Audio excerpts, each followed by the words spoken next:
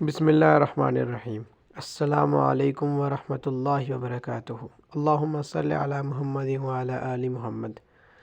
کتاب آسان نیکیاں، مفتی تقی عثمانی صاحب۔ ٹاپک نمبر 8، بسم اللہ۔ بسم اللہ سے ہر اہم کام شروع کرنا۔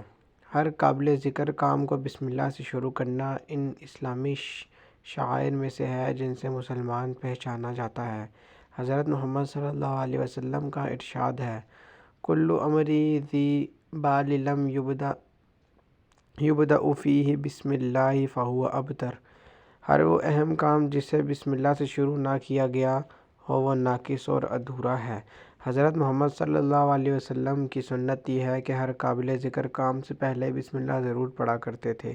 ہر مسلمان کو اس سنت کے اتباع کرتے ہوئے بسم اللہ سے کام شروع کرنے کی عادت ڈالنی چاہیے۔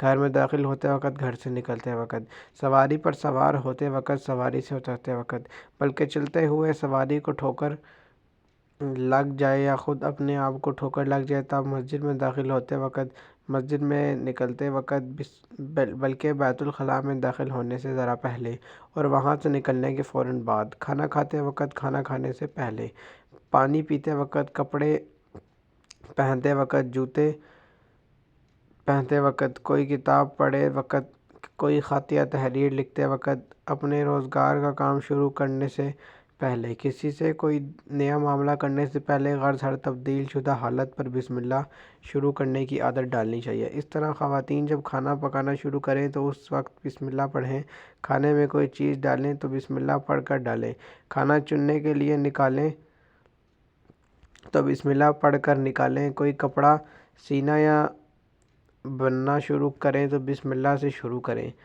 بچے کو کپڑے پہنائیں تو بسم اللہ پڑھ کر پہنائیں اور اس کو بھی بسم اللہ پڑھنا سکھائیں۔ غرض اس طرح اپنے روزمرہ کے کاموں کو بسم اللہ سے شروع کرنا اپنے معاملات میں شامل کر لیا جائے تو یہ ایک ایسا عمل ہے جس میں محنت اور دشواری کچھ نہیں، اور ذرا دھیان دینے سے انسان کی نامہ اعمال میں نیکیوں کا مسلسل اضافہ ہوتا رہتا ہے، بلکہ اس عمل کی برکت سے سارے کام جو بظاہر دنیاوی کام نظر آتے ہیں بذات خود عبادت بن جاتے ہیں۔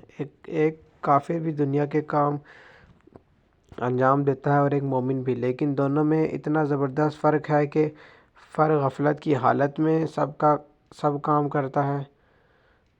فرق یہ ہے کہ کافر غفلت کی حالت میں سب کام کرتا ہے اور مومن بسم اللہ سے ہر کام کا آغاز کر کے گویا اس بات کا اعتراف کرتا ہے کہ اللہ تعالیٰ کی توفیق کے بغیر کسی کام کی تکمیل ممکن نہیں، اور اس اعتراف کے نتیجے میں اس کے دنیا کے سارے کام بھی دین کے ایک حصہ اور عبادت بن جاتے ہیں۔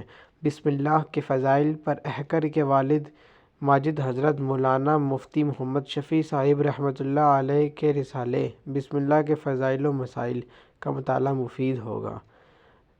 السلام علیکم ورحمۃ اللہ وبرکاتہ۔